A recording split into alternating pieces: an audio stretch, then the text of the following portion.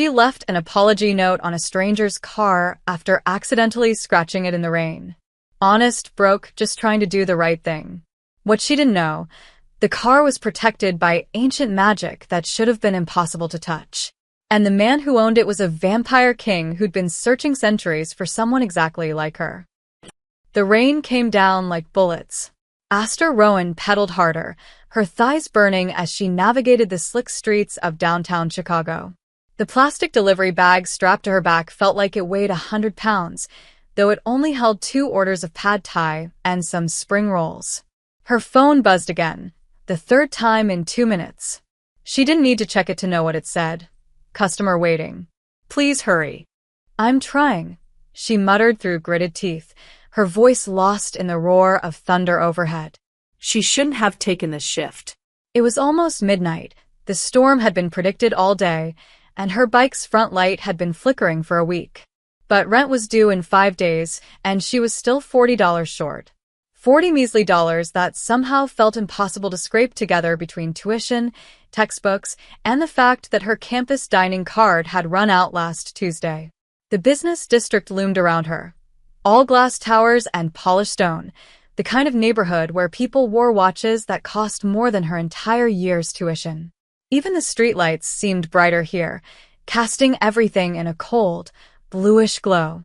Her worn sneakers and thrift store rain jacket felt like a neon sign announcing she didn't belong. A gust of wind slammed into her left side. Aster yelped, jerking the handlebars hard to the right. Her bike wobbled violently. For one terrible moment, she thought she'd stay upright, then her front wheel hit a puddle deeper than it looked, and everything tilted sideways.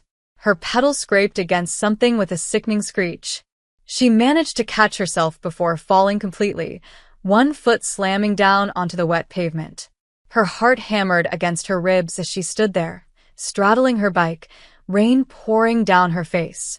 Then she looked to her right and felt her stomach drop straight through the street. The car was black, so black it seemed to absorb the light around it. Sleek didn't even begin to describe it.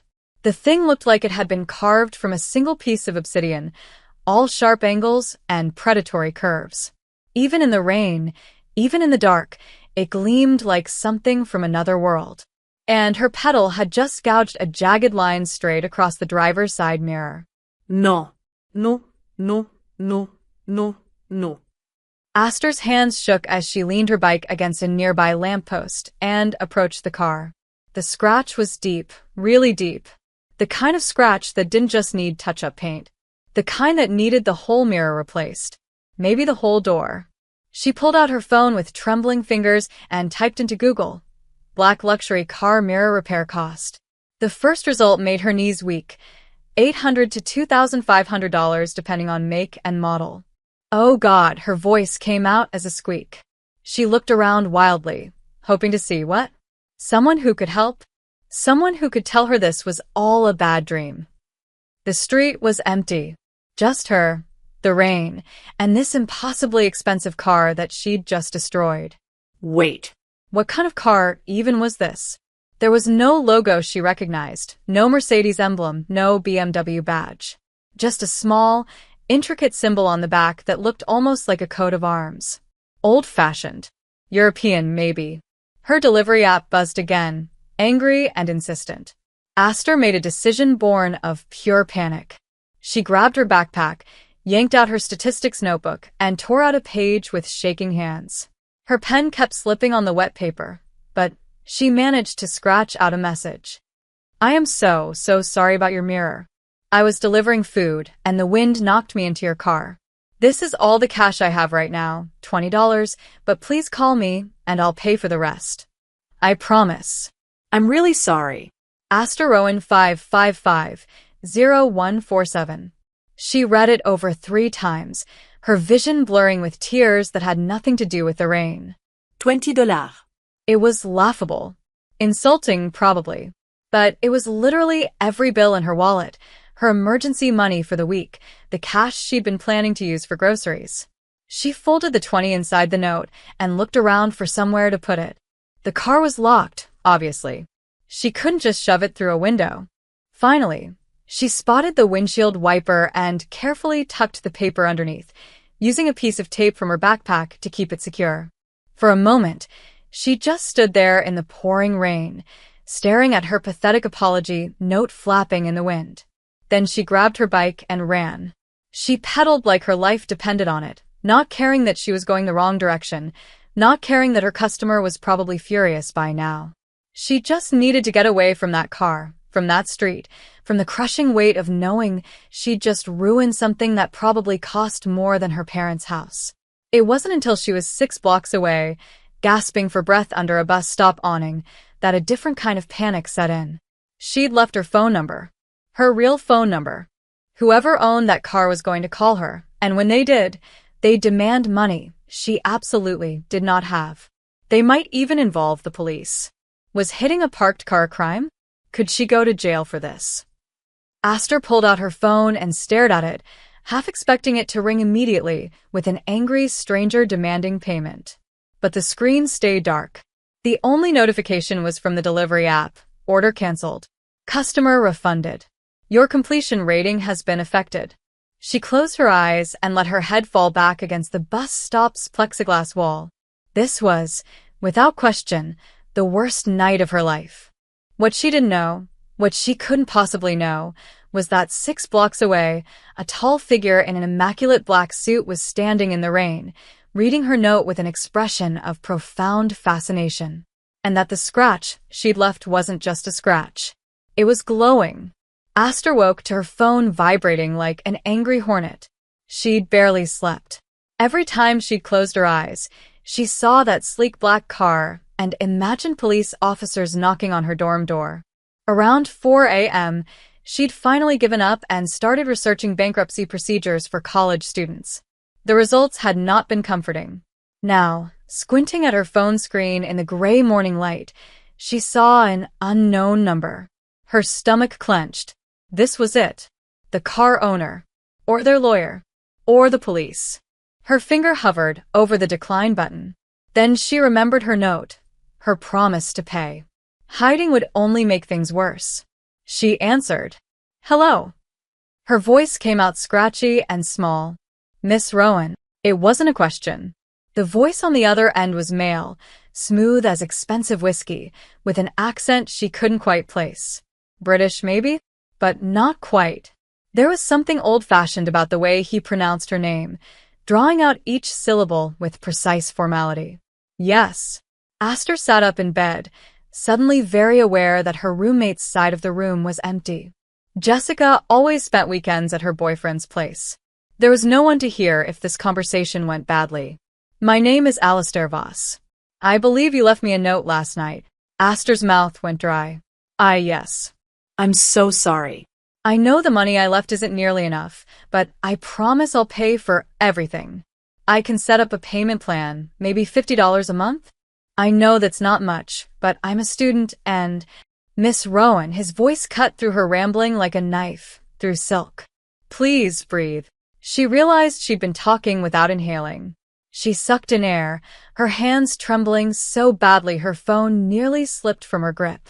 I am not calling to demand payment, he continued, and something in his tone made her pause. He didn't sound angry. He sounded curious, almost amused. In fact, I'm calling to thank you. Thank me. Aster blinked. 4. Scratching her car.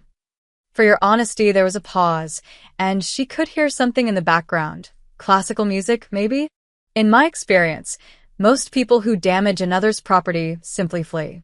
You left a note. You left money. You kept your promise to make contact. Oh, Aster didn't know what to say to that. Well, it was the right thing to do. Indeed, another pause, longer this time. Miss Rowan, I would like to meet with you to discuss this matter personally.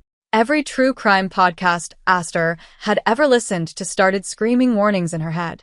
Meet? Is that really necessary? I can just give you my insurance information. Actually, wait, I don't have car insurance because I don't have a car. But maybe my parents' homeowner's insurance covers. I do not want insurance information. His voice remained calm, patient.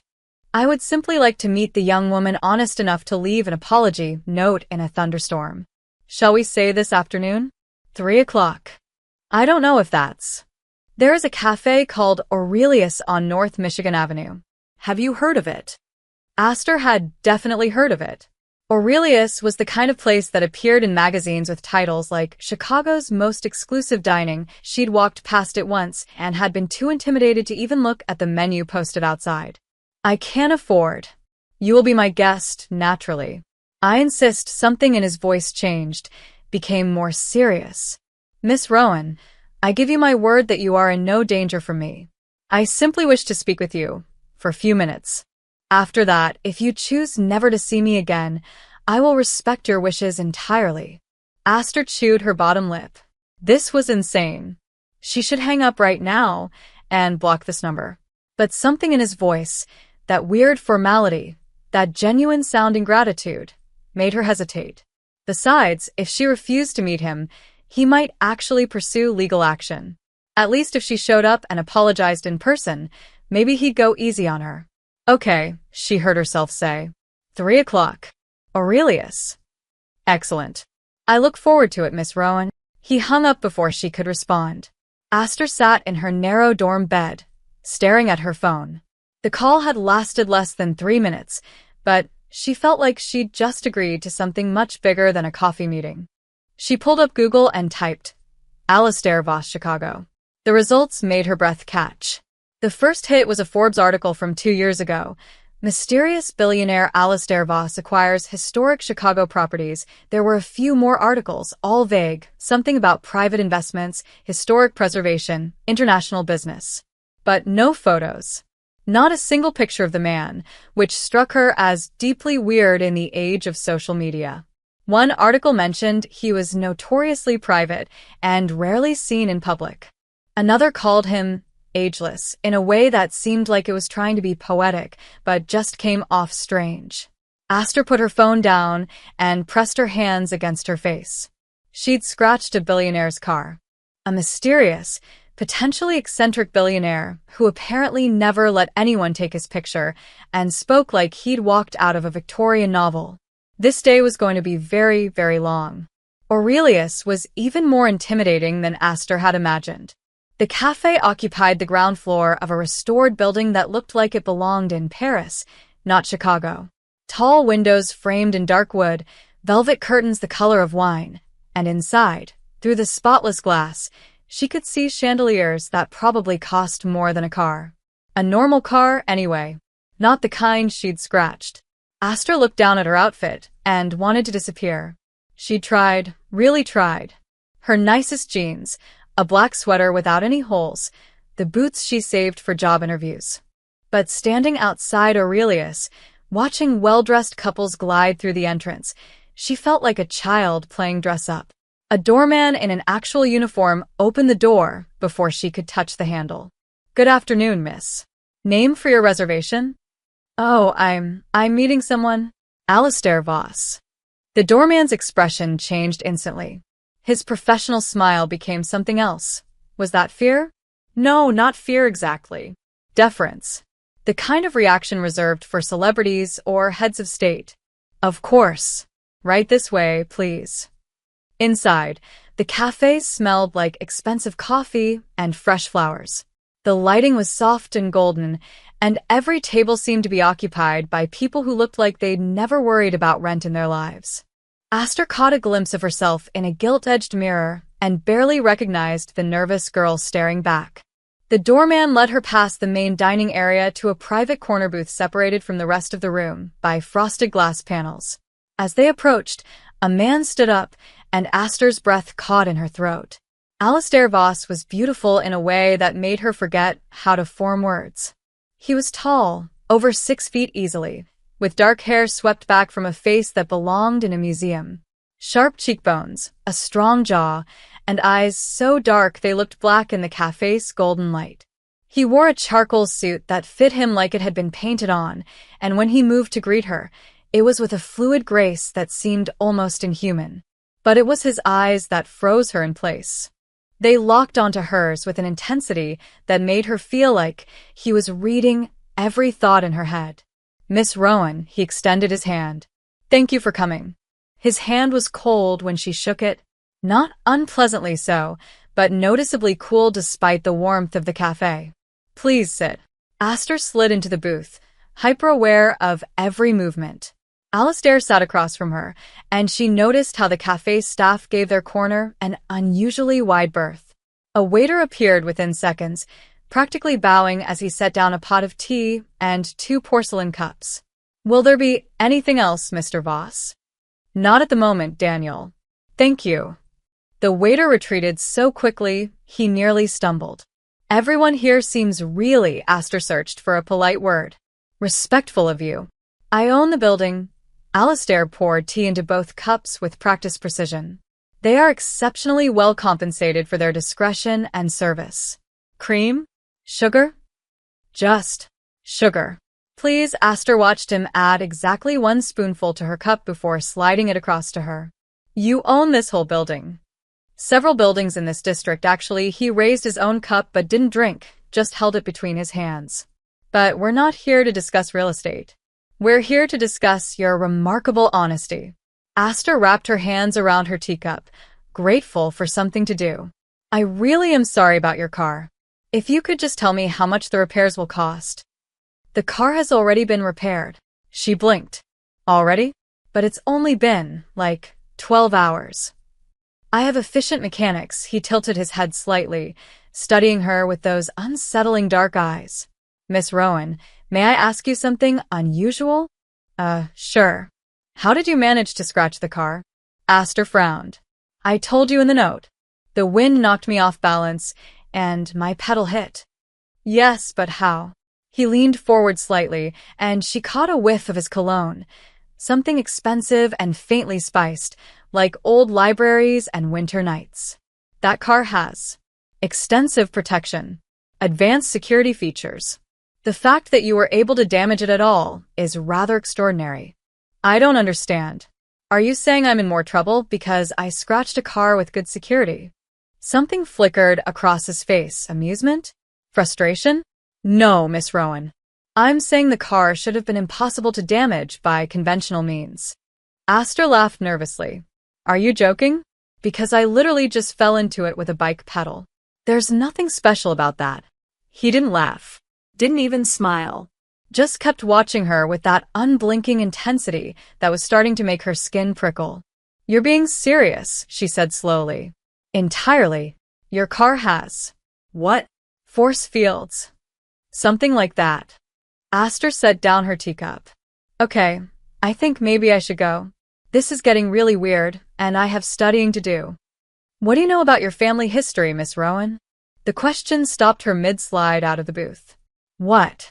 Your ancestry. Your bloodline. How far back can you trace it? What does it have to do with anything? Alistair's eyes seemed to darken further, if that was even possible. Everything, he said quietly. I believe it has everything to do with it. Aster left the cafe with more questions than answers. Alistair had refused to explain what he meant about her family history.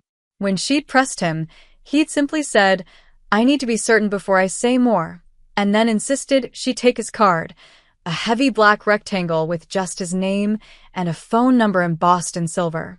No company, no title, just Alistair Voss.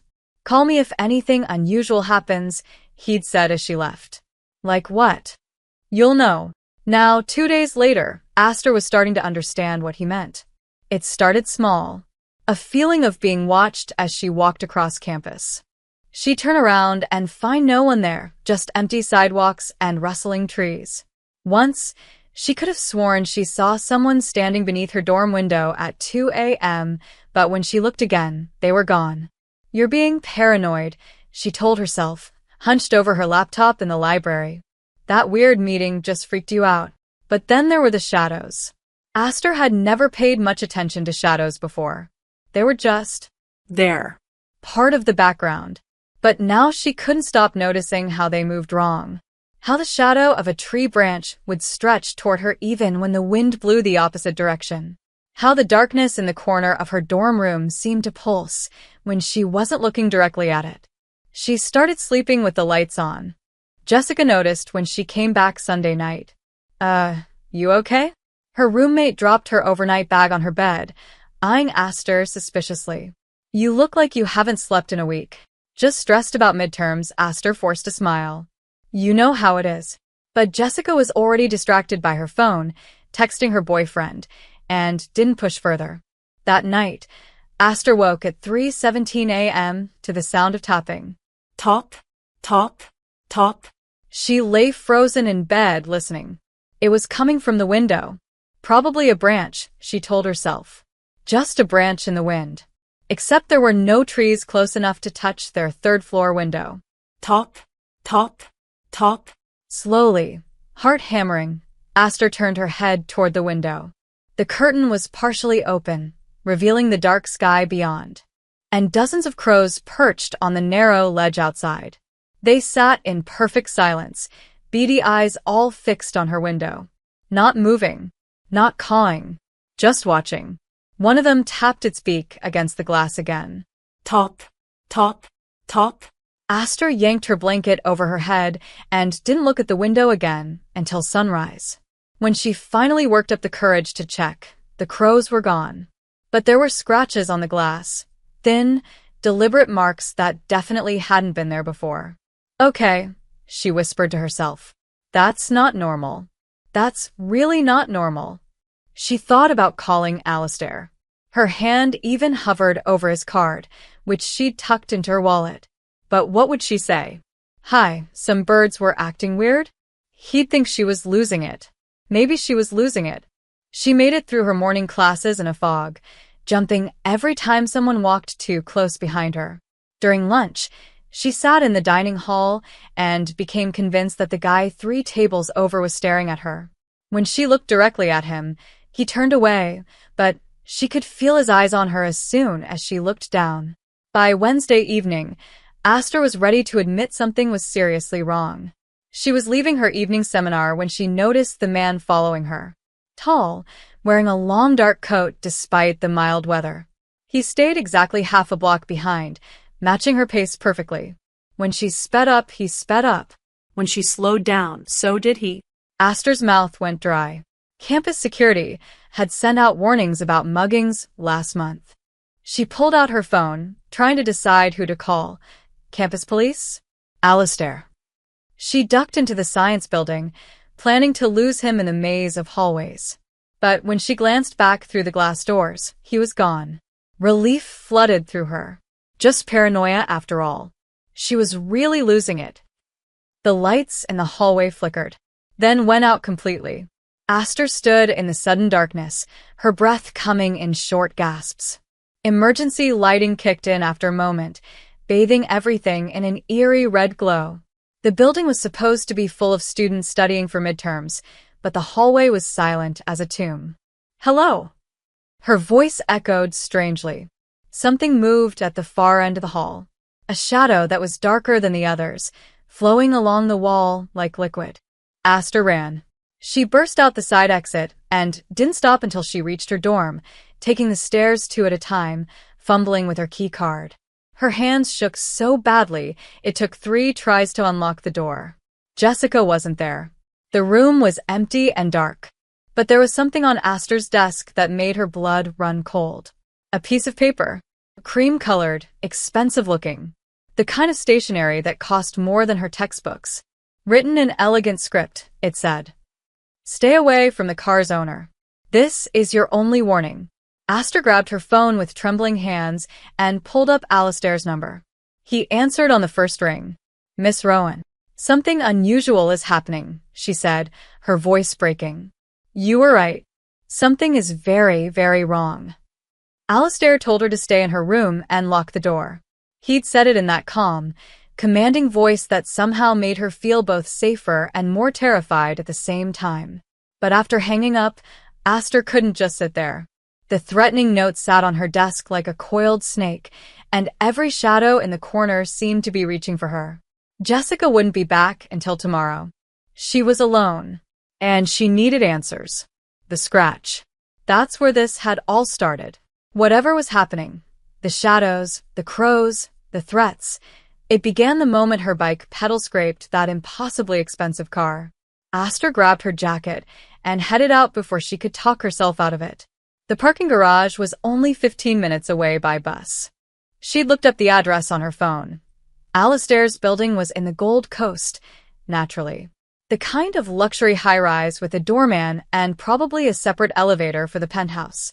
The garage entrance was around the side, half hidden by landscaping. No guard booth, but there was a keypad.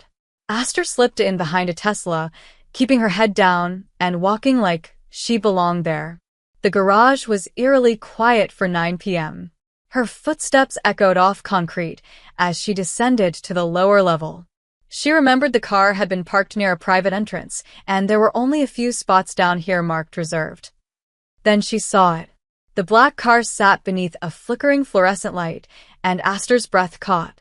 It looked even more otherworldly here, in the dingy concrete garage. Like a panther crouching in a cage. The scratch she'd made on the mirror was. Wait. She moved closer, squinting in the unreliable light. The scratch hadn't been repaired. Alistair had lied about that. But it didn't look like a normal scratch anymore. The edges glowed with a faint silver light, like someone had traced them with luminescent paint. Except the glow pulsed slightly, rhythmic, almost like a heartbeat. What the hell? Aster whispered. She reached out without thinking, her fingers drawn to the strange light. The moment her skin made contact with the scratch, electricity shot up her arm. She yelped and jerked back, cradling her hand. It felt like she'd grabbed a live wire, sharp, burning, but somehow cold at the same time. The glow intensified for a moment, flaring bright enough to cast shadows across the garage, then faded back to its soft pulse. Okay, that's... Aster backed away from the car, her heart racing. That's not normal. That's really not normal. The overhead light flickered more violently. Once. Twice. Then it went out completely, plunging the garage into darkness. Aster fumbled for her phone, turning on the flashlight. The beam swept across the concrete, catching the black car's mirror. The scratch now glowing brighter in the dark, like a wound filled with starlight. Then her light caught something else. A figure standing near the entrance ramp. Tall, completely still, watching her. Who's there? Her voice came out higher than she intended. The figure didn't answer, didn't move. Just stood there in her flashlight beam like a statue. Aster's survival instincts finally kicked in. She turned and ran deeper into the garage, looking for another exit, any exit. Her footsteps echoed wildly, making it impossible to tell if the figure was following. She rounded a corner and pressed herself against a concrete pillar, killing her phone's light. In the darkness, she could hear her own ragged breathing and the distant hum of ventilation. Then she heard voices. They were speaking a language she didn't recognize, something that sounded ancient, all hard consonants and rolling vowels. Two distinct speakers, both male, both getting closer. Aster held her breath as two men emerged from the shadows near Alistair's car. They were both tall, intimidatingly tall, at least 6.5 feet, and dressed in identical black suits that seemed to drink in what little light remained. They moved with the same fluid grace Alistair had, like predators stalking prey. One of them knelt beside the car, examining the glowing scratch. He spoke in that strange language again, tracing the mark with a gloved finger. The other one responded, and Aster caught one phrase that made her blood run cold, because even though she didn't understand the language, she understood the tone. The human who broke the ward. They were looking for her. The kneeling man stood and said something else, longer, more urgent. Aster caught what sounded like king and eliminate, but she couldn't be sure. The second man pulled out a phone, the screen's glow illuminating a face that was too sharp, too angular, features that looked almost carved rather than grown. He spoke into it briefly, then hung up. Both men turned and began walking toward the garage exit, toward her hiding spot.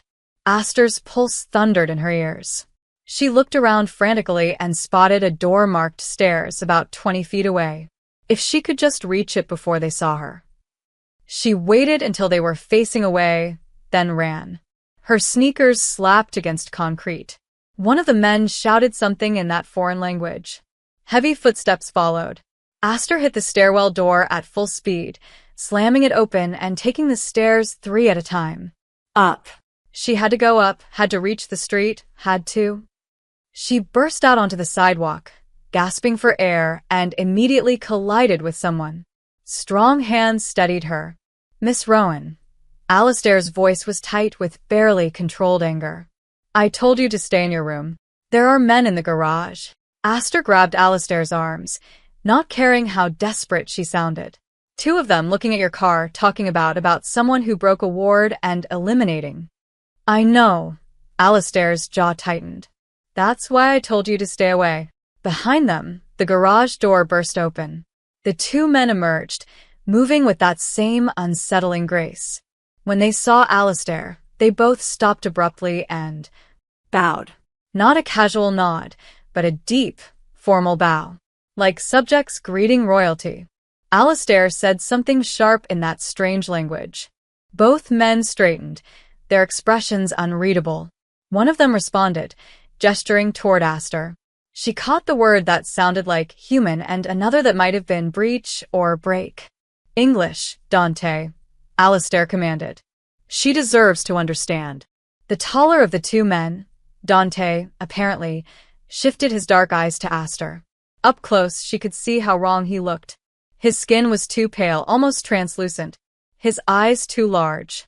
When he spoke, his teeth were just slightly too sharp. My lord, we tracked the breach signature to your vehicle. The protective ward was compromised 3 nights ago.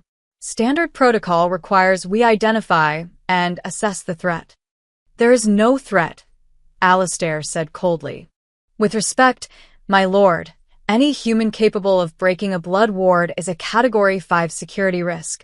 Dante's gaze never left Aster, and she felt pinned like a butterfly under glass. The council will demand.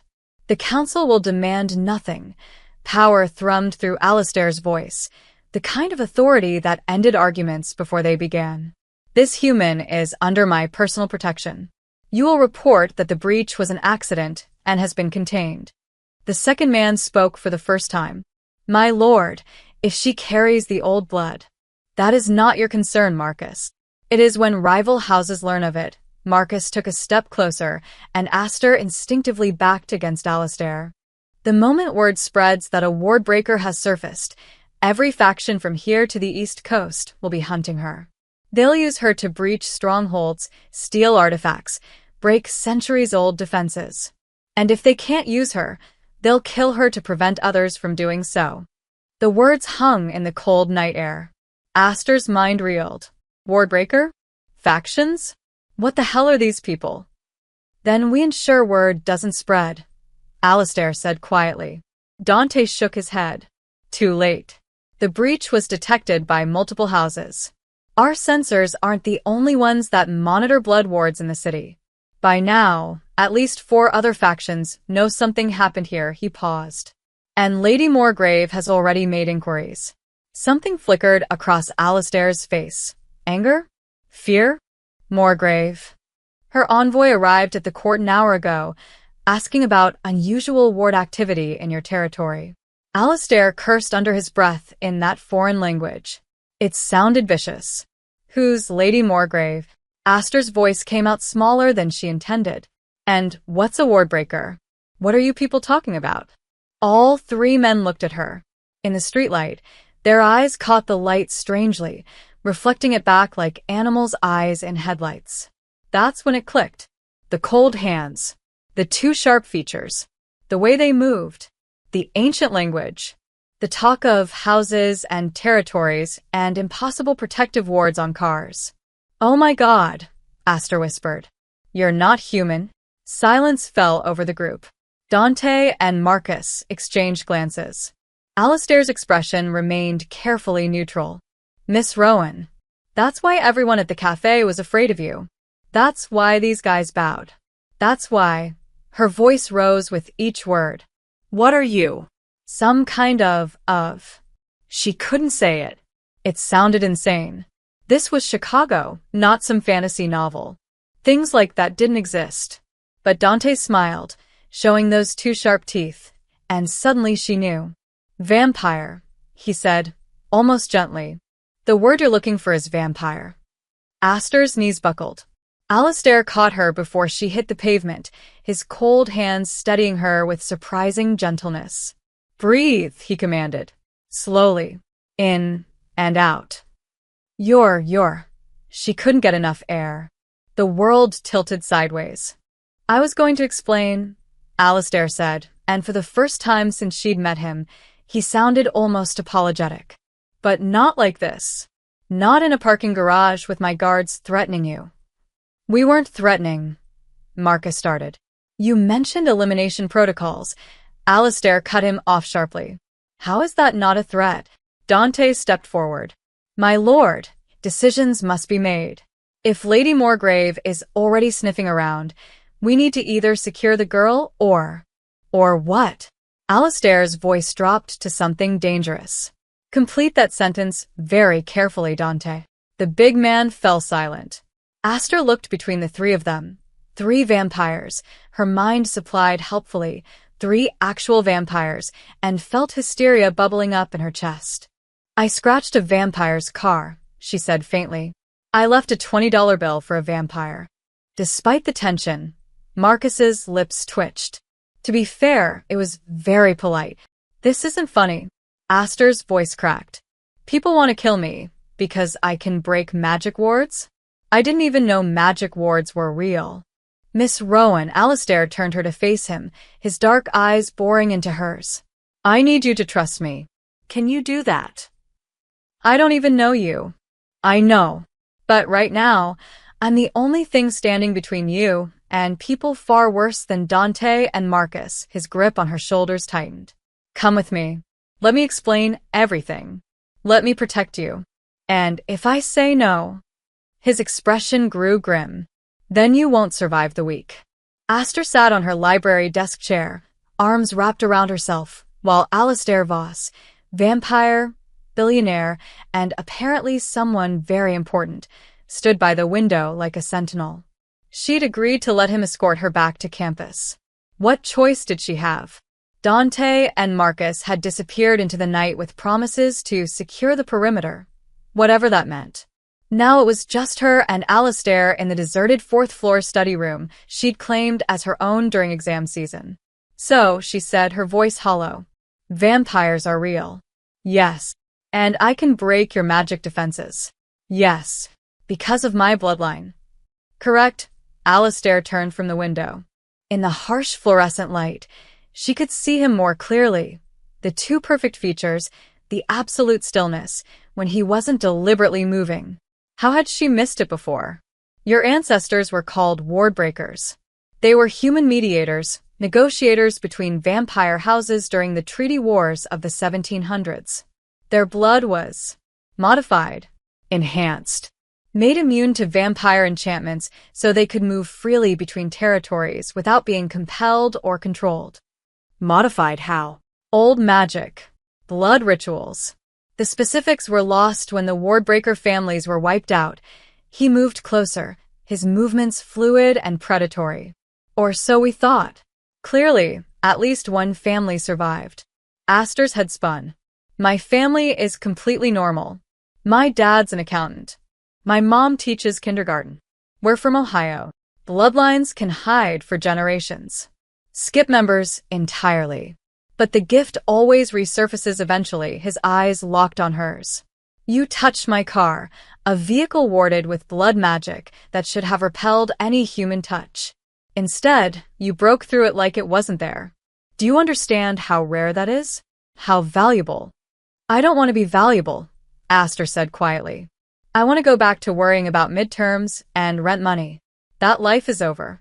The bluntness of it hit her like a slap. "Just like that?" "Yes, no apology. No softening. Just cold fact.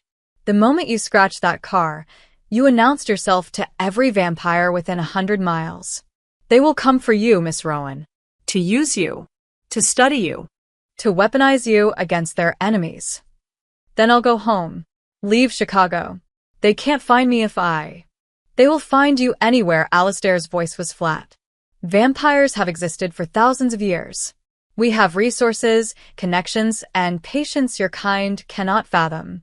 There is nowhere you can hide that we cannot reach." The "we" in that sentence made her stomach clench. He was one of them. Not human. Would never be human again, if he ever had been. So, what do I do? The words came out broken. Just wait to be kidnapped or killed. No. You accept my protection. Before she could respond, the study room door opened. A student walked in, tall, blonde, wearing a Northwestern hoodie. He smiled apologetically. Sorry, didn't know anyone was. He stopped mid-sentence, his eyes landing on Aster. The smile didn't fade, but something changed in his expression. Something hungry. Alistair moved faster than Aster's eyes could track. One moment he was by the window. The next he was between her and the student, one hand extended in warning. Leave, Alistair said quietly. Now. The student's smile widened, showing teeth that were suddenly, definitely too sharp. I'm just here to study, Your Majesty. Same as the girl. Your Majesty. I said leave, Kieran. Or what? You'll start a war over one human. The student, Kieran, tilted his head. Lady Moregrave is very interested in the girl. She sent me to extend an invitation. Very friendly. Very civilized. Moregrave has no claim here. Doesn't she? The girl's bloodline makes her a continental asset, not a territorial one.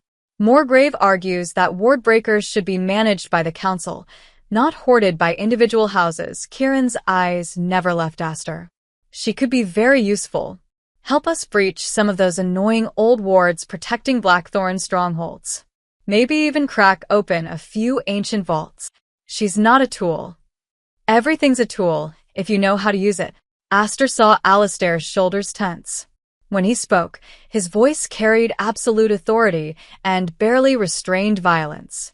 Tell Moregrave that if she sends another envoy into my territory without permission, I will consider it an act of war. Territorial, quieran binet. I'll pass along the message. But you should know, she's not the only one interested.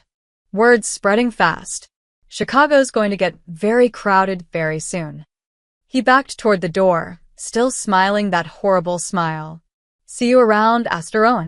The door clicked shut behind him. Aster's hands shook so badly she had to clench them into fists. He knew my name. They all know your name by now. Alistair pulled out his phone, typing rapidly. Dante, we have a breach. Moregrave's people are already on campus. We need full security protocols immediately. What was that about Blackthorn's strongholds? Aster asked. And vaults. Alistair put away his phone and turned to face her fully. His expression was grim. There are vampire territories all over the world protected by ancient blood wards. Treasures, artifacts, weapons sealed behind magic that hasn't been broken in centuries. With you, those protections become meaningless. So, I'm a walking key. Yes. And people will kill me if they can't use me. Yes. Aster stood on shaking legs.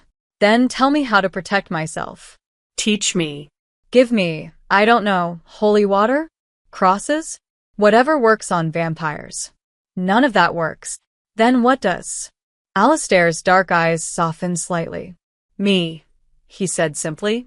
I protect you. That is the only option that guarantees your survival. Before Aster could respond, a student at a nearby desk suddenly gasped and collapsed face first onto their books. She ran to them, turning them over. The girl's eyes were glazed, unfocused. On her neck, 2 small puncture wounds wept blood. Aster looked up at Alistair, horror flooding through her. Someone bit her, right here in the library. They're making a point, Alistair said grimly. They're showing me that they can reach anyone, anywhere, anytime. He pulled Aster to her feet. We're leaving. Now. You're coming with me to my sanctuary, and you're not leaving until I can guarantee your safety. I can't just. They will kill innocent people to draw me out. They will use everyone around you as leverage. His grip on her arm was gentle but unyielding. This isn't a negotiation, Miss Rowan. You're coming with me, or more people die. Choose. Aster looked at the unconscious girl, at the blood on her neck, and felt her last hope of normal life crumble to dust. Okay, she whispered. Okay, I'll go. The SUV was bulletproof. Aster could tell by the weight of the doors and the thickness of the windows. Dante drove while Marcus sat in the passenger seat, both vampires alert and scanning the streets. Alistair sat beside her in the back, silent and tense. They drove east, away from campus, into a part of Chicago Astor had never seen, a district where the buildings grew older, more ornate. Gothic revival architecture loomed on both sides, all pointed arches and shadowed alcoves. The streetlights here seemed dimmer, or maybe they were just spaced farther apart. "Where are we going?" Astor asked, her voice barely above a whisper. "Somewhere safe," Alistair replied. "Somewhere even more grave wouldn't dare attack." They turned down a narrow street that dead-ended at a massive iron gate. Beyond it, Astor could see the silhouette of a cathedral, huge, abandoned-looking, its spire piercing the night sky like a broken tooth. A church. She couldn't keep the skepticism from her voice. "I thought vampires and churches didn't mix." "Common misconception," Marcus said from the front seat. "We just prefer not to advertise where we gather." The gates swung open silently. They drove through, and Astor noticed that the cathedral grounds were much larger than they'd appeared from the street. The building itself was surrounded by a stone wall at least 12 feet high, and as they passed through a second gate, she saw figures standing guard in the shadows, all tall, all unnaturally still. More vampires. The SUV stopped at a side entrance. Alistair opened her door and offered his hand. She hesitated, then took it. His skin was still cold. "Stay close to me," he said quietly. "Don't speak unless I tell you it's safe." That didn't sound ominous at all. The entrance led to a stone staircase spiraling downward. Down and down, deeper than any building should go, the air growing colder with each step. Torches lined the walls, actual torches, burning with flames that cast dancing shadows across ancient stone.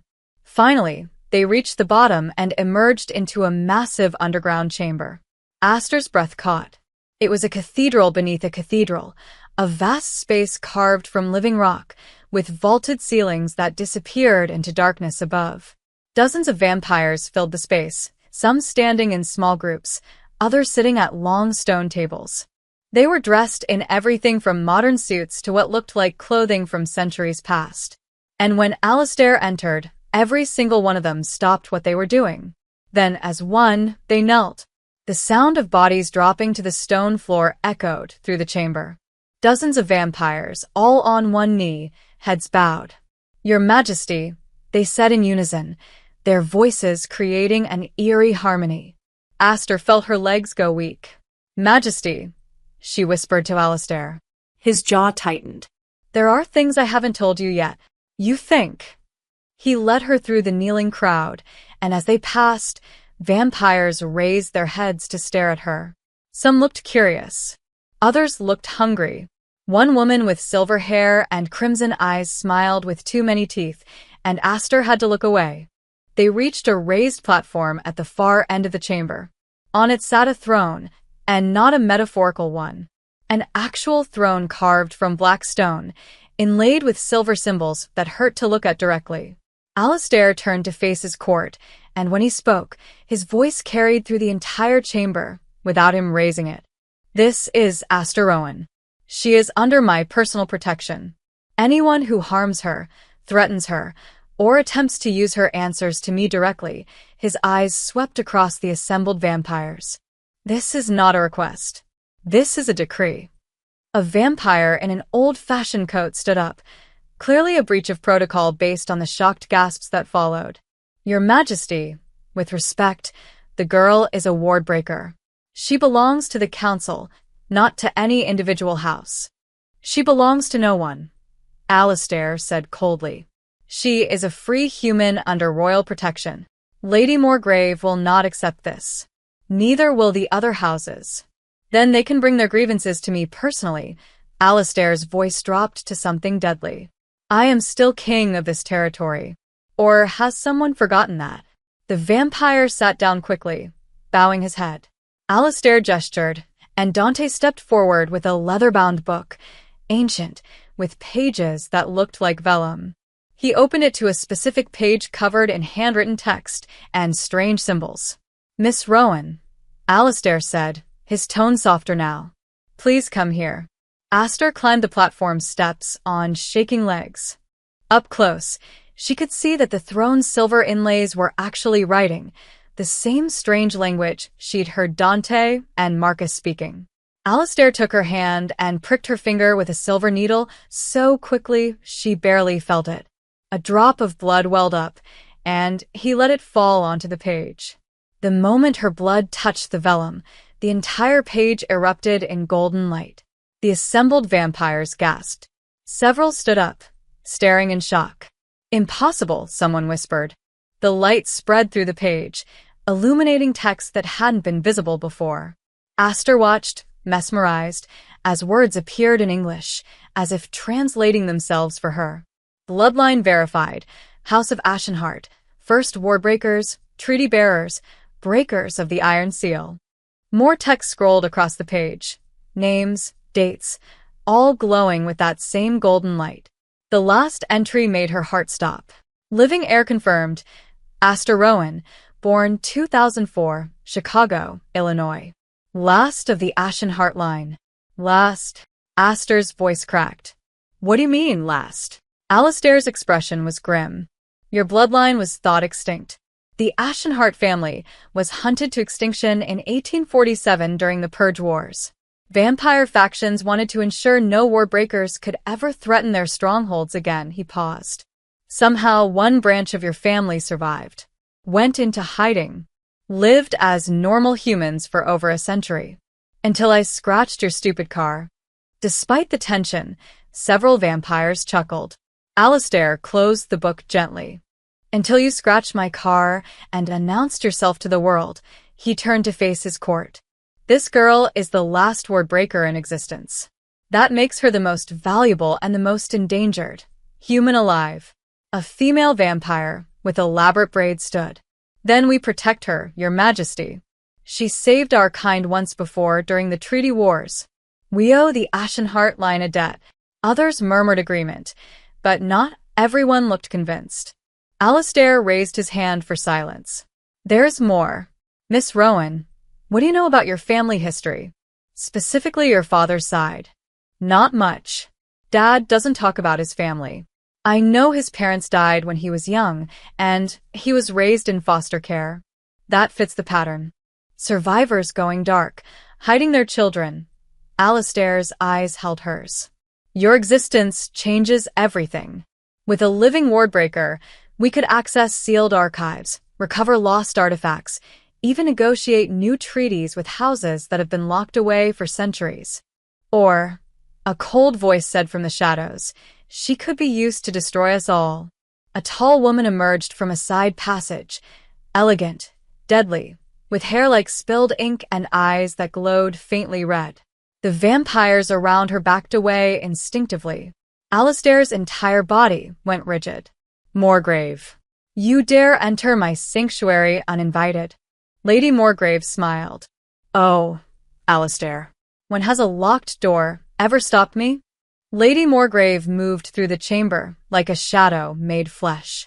Vampires scrambled out of her path, some pressing themselves against the stone walls. Even Dante and Marcus shifted nervously, hands moving to weapons Aster couldn't see. Relax, darling.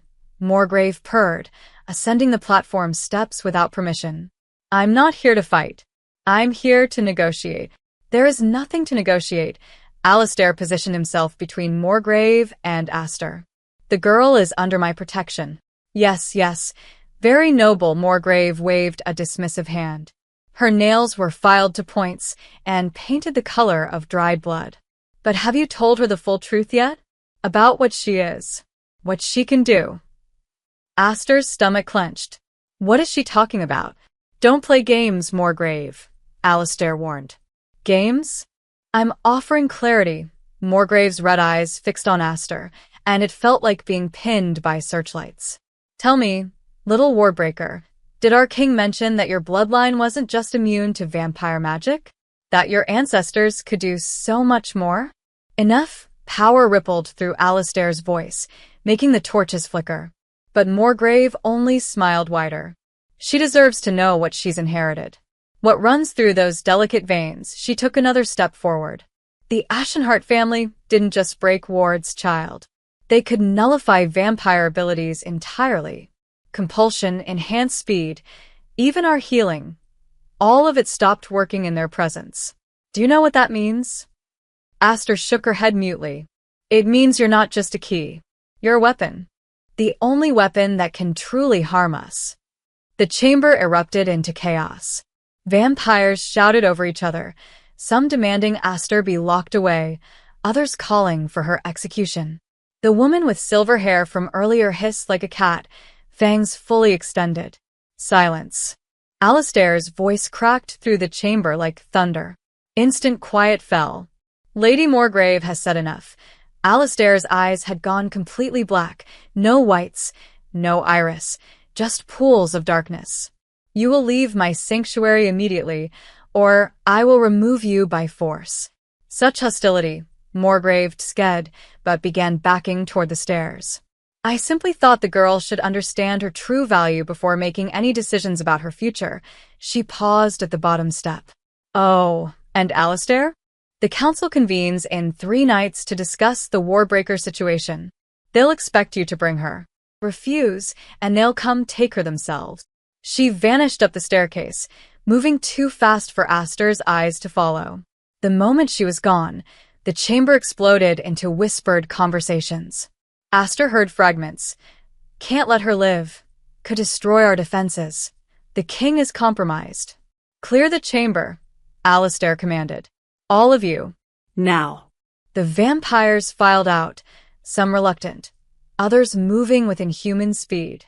Within minutes, only Alistair, Dante, Marcus, and Aster remained. Aster's legs finally gave out.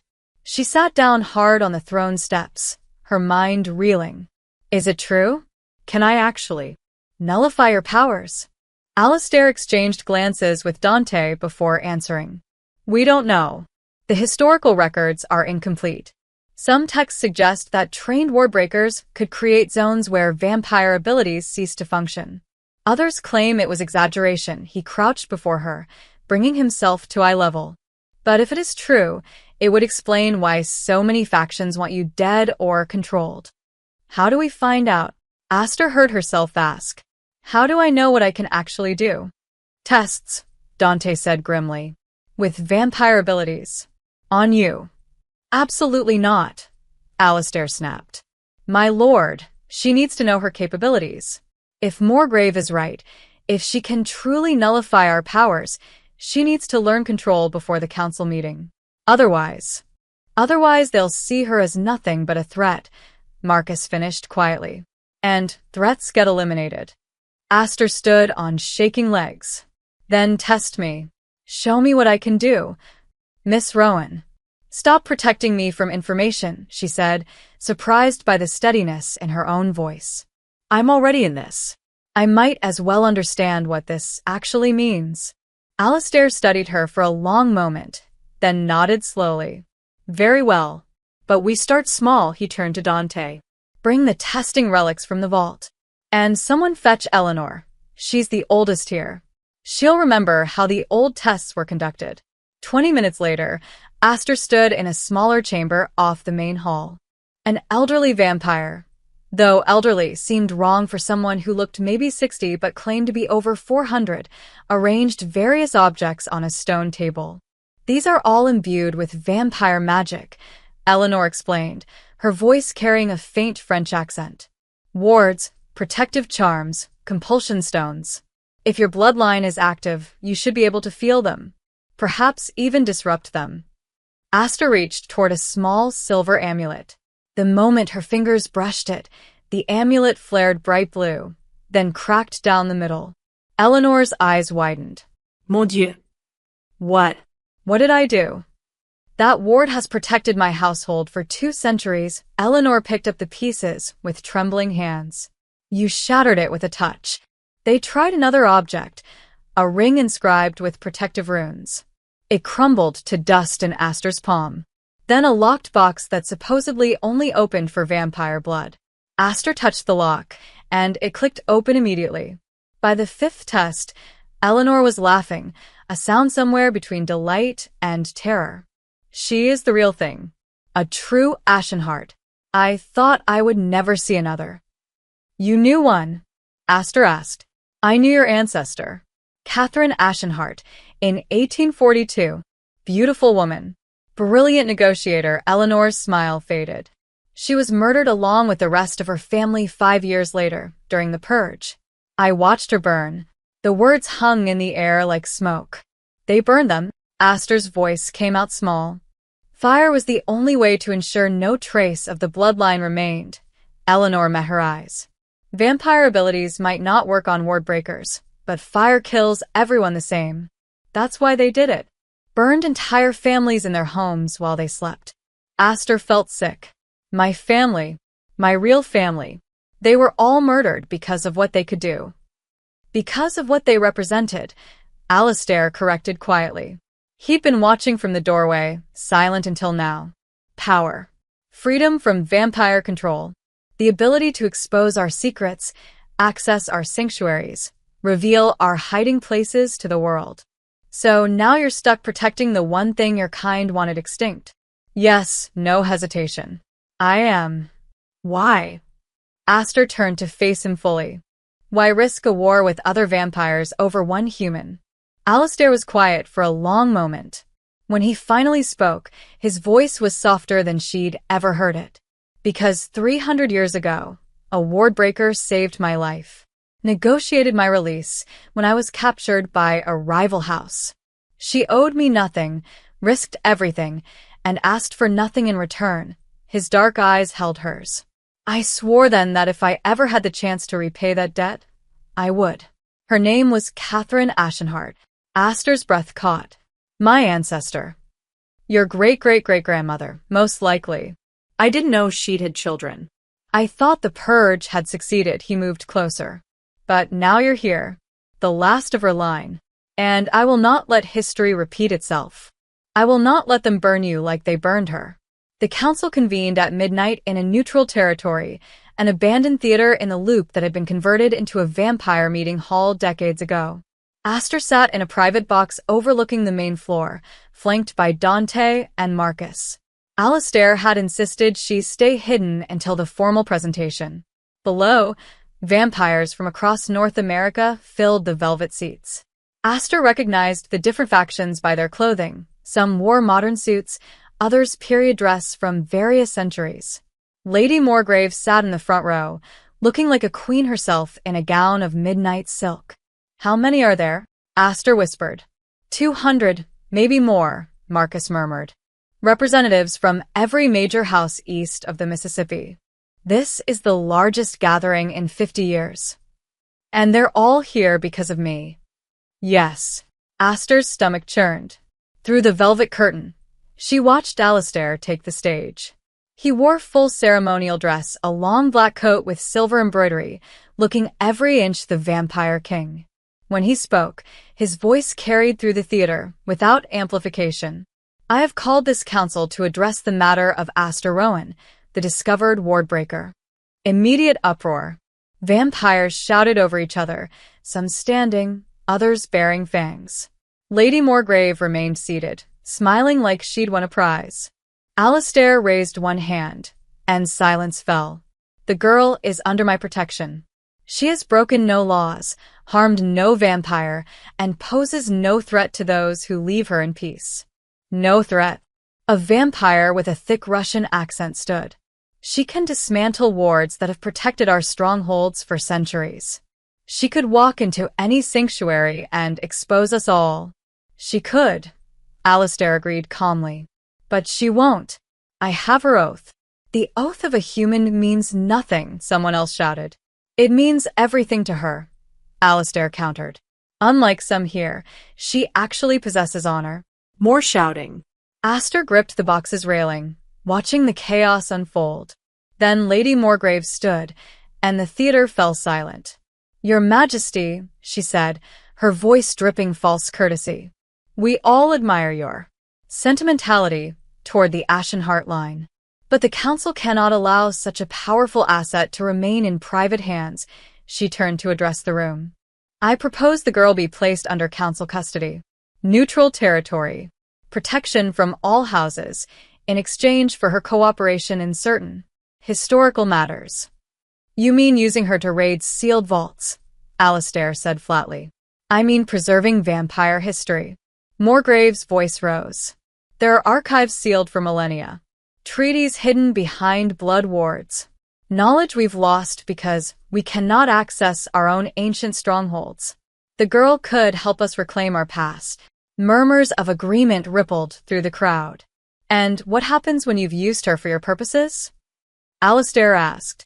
When she's opened every vault, broken every seal, read every secret. What then, Morgrave? The smile on Lady Morgrave's face turned predatory. Then we ensure she never becomes a threat. Comfortable imprisonment, perhaps. Or a more Permanent solution. The words hit Aster like ice water. They were discussing her death as casually as a business transaction. Alistair's eyes went completely black. Over my corpse. That can be arranged, a new voice said. A vampire emerged from the shadows at the side of the stage, tall, broad-shouldered, with a scar running down his face that looked like it had been made with silver. His presence made even Morgrave tense. Lord Blackthorn, Alistair said coldly. I didn't realize the Western houses were invited. We weren't, Blackthorn smiled without warmth. But when we heard a ward breaker had surfaced, we came anyway. This concerns all vampire kind. He turned to address the council. The Ashenheart line nearly destroyed us once before. In 1847, they attempted to expose vampire society to human governments. They had to be eliminated for the survival of our species. That's a lie. Aster found herself shouting before she could stop herself. Every vampire in the theater turned to look at the box where she was hidden. The girl speaks, Blackthorn said with amusement. How delightful. Tell me, little wardbreaker, do you know what your ancestors really did? The treaties they broke? The vampires they helped murder? I know you burned entire families in their sleep, Aster shot back, standing. Dante tried to pull her down, but she shook him off. Including children. Including my family. And you call us the threat. The theater erupted. Vampires surged toward the box. Marcus and Dante drew weapons, silver stakes that gleamed in the dim light. But there were too many moving too fast. Alistair appeared in the box in a blur of motion, putting himself between Aster and the approaching vampires. The first one who touches her dies. You'd kill your own kind for a human? Someone snarled. Without hesitation. A standoff. Dozens of vampires faced off against Alistair, Dante, and Marcus. The air crackled with tension, violence hanging by a thread. Then Lady Morgrave's laughter rang out. Oh, this is better than I'd hoped. She clapped her hands together. The mighty King Alistair, compromised by human attachment. How very predictable. What are you suggesting, Morgrave? Blackthorn asked. I'm suggesting our dear king has developed feelings for the girl. Why else would he risk everything to protect her? Why else would he defy the entire council? Morgrave's smile was poison. He's not thinking clearly. Perhaps he shouldn't be making decisions about her fate. More vampires nodded. The crowd was turning. I propose a vote, Morgrave continued. All in favor of removing the wardbreaker from King Alistair's custody and placing her under council protection. Signal now. Hands raised throughout the theater. Aster counted quickly. More than half. Far more than half. The council has spoken, Morgrave said triumphantly. The girl comes with us. No. Alistair's voice was death itself. She doesn't. You would defy a council vote? That's treason, Your Majesty. Then call it treason. Alistair's fangs extended fully. But you will not take her. Blackthorn drew a sword from beneath his coat, a genuine sword, ornate and ancient. Then we have no choice but to remove you from power. Challenge issued, Alistair Voss. For the throne and the girl. The words hung in the air. A formal challenge. Vampire law. Older than countries. If Alistair refused, he lost his authority and Aster with it. If he accepted. I accept, Alistair said quietly. No. Aster grabbed his arm. Don't. I'm not worth. You are worth everything, he turned to her, and for just a moment, his expression softened. And I made a promise 300 years ago. I don't break my promises. The challenge would take place at dawn, traditional vampire combat rules. 3 hours away. Alistair had taken Aster back to his sanctuary, to a private room high in the cathedral's remaining tower. Through the Gothic windows, she could see Chicago's skyline glittering in the distance, oblivious to the supernatural drama unfolding in its shadows. You're going to fight him, Aster said. It wasn't a question. Yes, Alistair stood by the window, hands clasped behind his back. He'd changed out of his ceremonial coat into simpler black clothing. Combat clothing. To the death. Potentially. Over me. A human you barely know. He turned to face her, and his expression was gentler than she'd ever seen it. I know enough. You know I'm clumsy and broke and accidentally scratched your car, Aster said, her voice breaking. That doesn't make me worth dying for. You left a note. He moved closer, and she noticed again how fluid his movements were, like water flowing. You could have run. Instead, you stayed honest. You tried to make amends with $20 you couldn't afford to give. That tells me everything I need to know about who you are. Tears burned in Aster's eyes. That's insane. People don't die over apology notes. No. But they die for honor. For principle. For keeping promises, he reached out slowly, giving her time to pull away, and brushed a tear from her cheek with his cold thumb. And I promised Catherine Ashenhart I would protect her line. Even if I didn't know you existed, the debt remains. Catherine is dead. Your debt died with her. Debts don't die, Miss Rowan. They simply wait to be paid. Aster pulled away, pacing to the window. Below, she could see vampires gathering in the courtyard, witnesses for the coming challenge. What happens if you lose? Then Blackthorn becomes king of this territory, and the council takes custody of you. They'll use me to raid every protected vampire location in existence. Then they'll kill me so I can't be used against them. Yes. And if you win. Alistair was quiet for a long moment. Then we find another solution. What solution? The council already voted. Half the vampires in North America want me dead or locked up. Winning one fight doesn't change that. No, he admitted. It buys us time. Nothing more. Aster turned to face him, her mind racing. An idea was forming, terrible and brilliant, and possibly suicidal. What if I gave them what they wanted? Absolutely not. I won't let you. Not that. Not dying or imprisonment, she took a deep breath. What if I accepted a protection mark? Like you mentioned before. Make me officially part of your house, under royal protection. Would that work? Alistair's eyes narrowed. It would make you untouchable to other vampires, yes.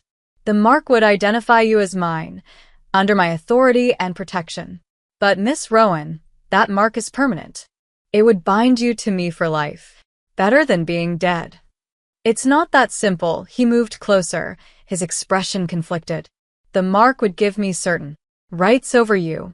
Not ownership, but influence. Other vampires would see you as an extension of my power. You'd never be fully free again. I'm not free now, Aster pointed out. At least this way, I'd be alive and able to go back to some kind of normal life. Right. Potentially. If we could convince the council that a marked wardbreaker posed no threat to vampire society at large, then do it. Mark me. Let's end this. You don't understand what you're asking?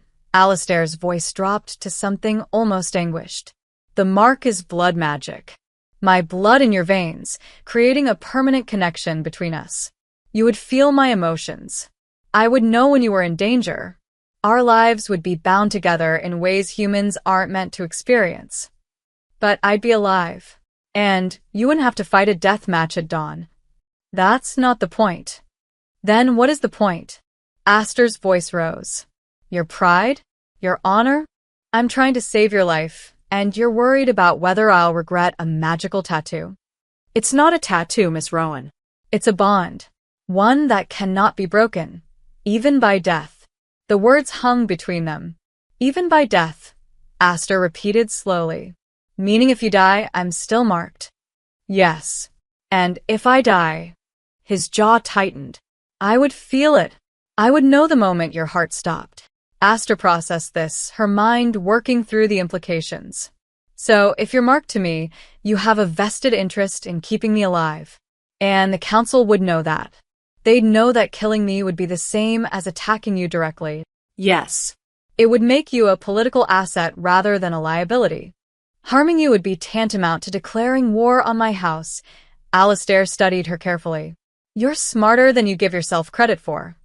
I go to Northwestern, Aster said dryly. I'm not a complete idiot. Despite the tension, his lips twitched. Almost a smile. So we do it, Aster said firmly. We present it to the council. I accept your mark, become officially part of your house, and in exchange, I agree to help with. What? Retrieving specific artifacts? Translating old treaties? Give them something useful, without making me their prisoner. You'd be willing to do that? I'd be willing to not die, yes. And honestly, if there's knowledge locked away that could help vampires and humans coexist better, why not? She shrugged. My ancestors were negotiators. Maybe I can be one too. Alistair watched her for a long moment, something unreadable in his dark eyes. You continue to surprise me, Miss Rowan. Call me Aster. If we're going to be magically bonded for life, you might as well use my first name. This time, he did smile. Small but genuine. Very well, Aster.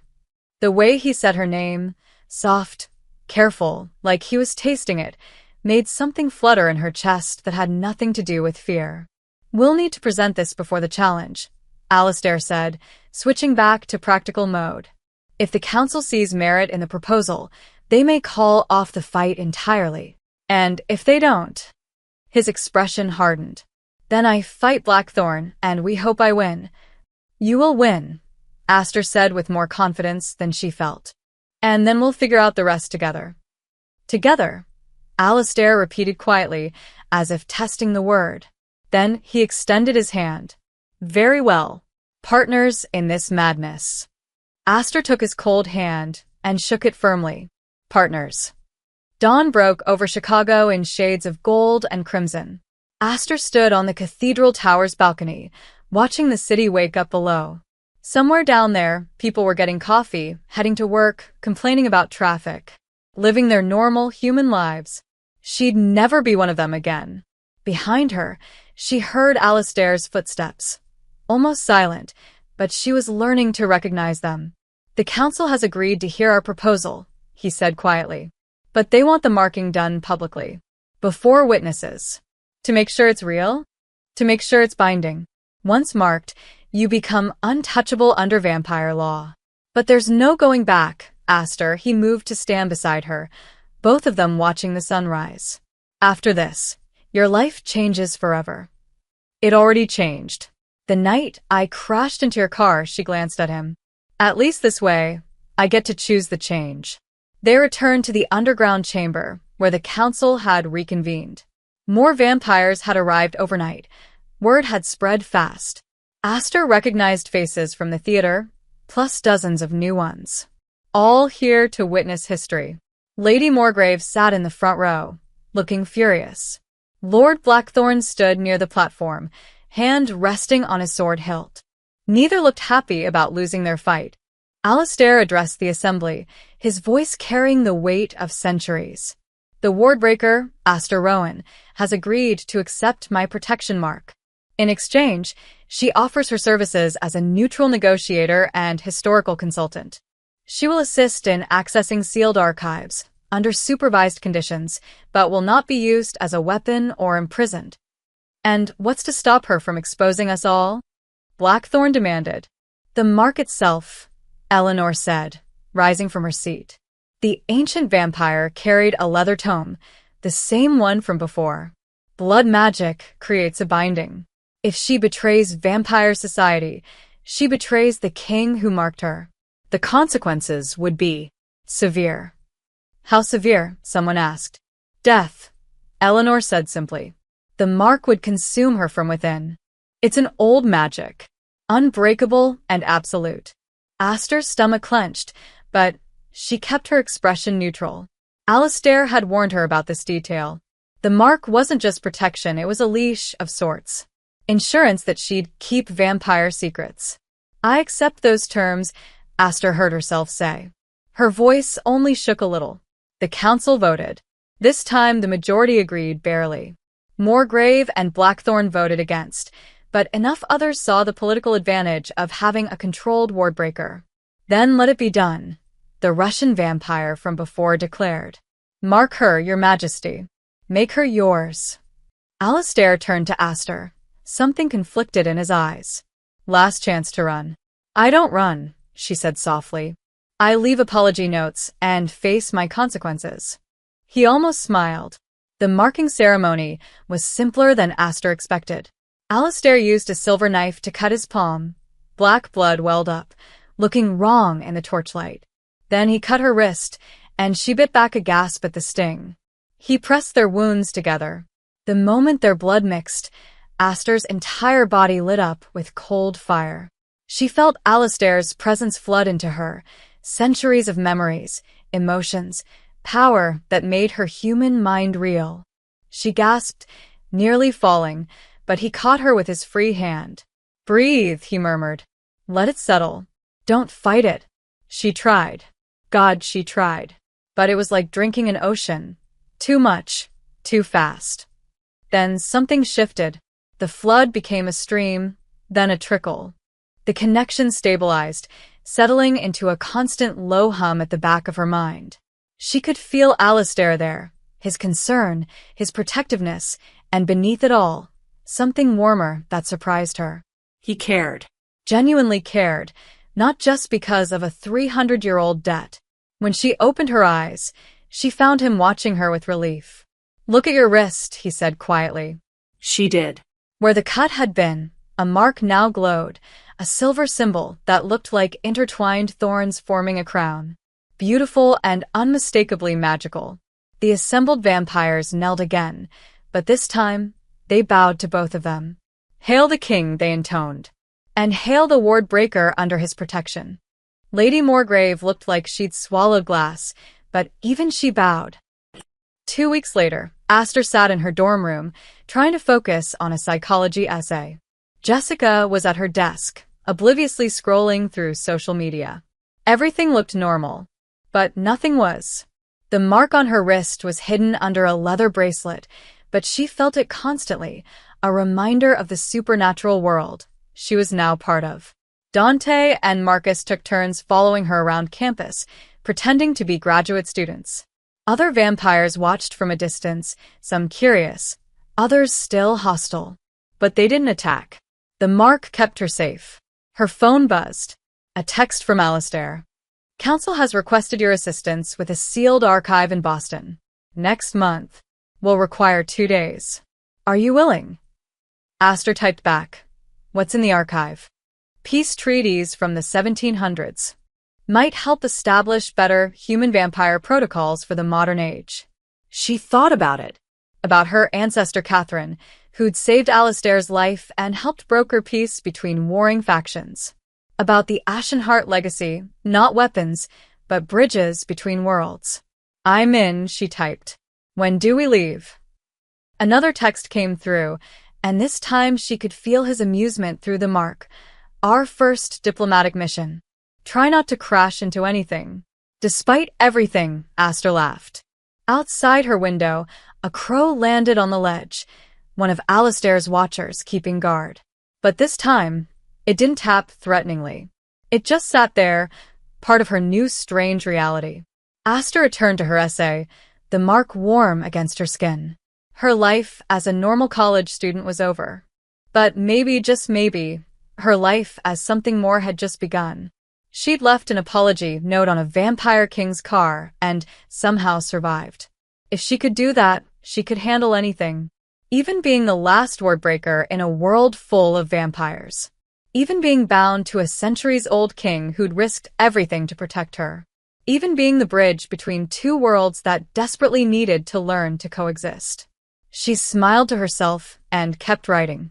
After all, She still had midterms to pass. The end.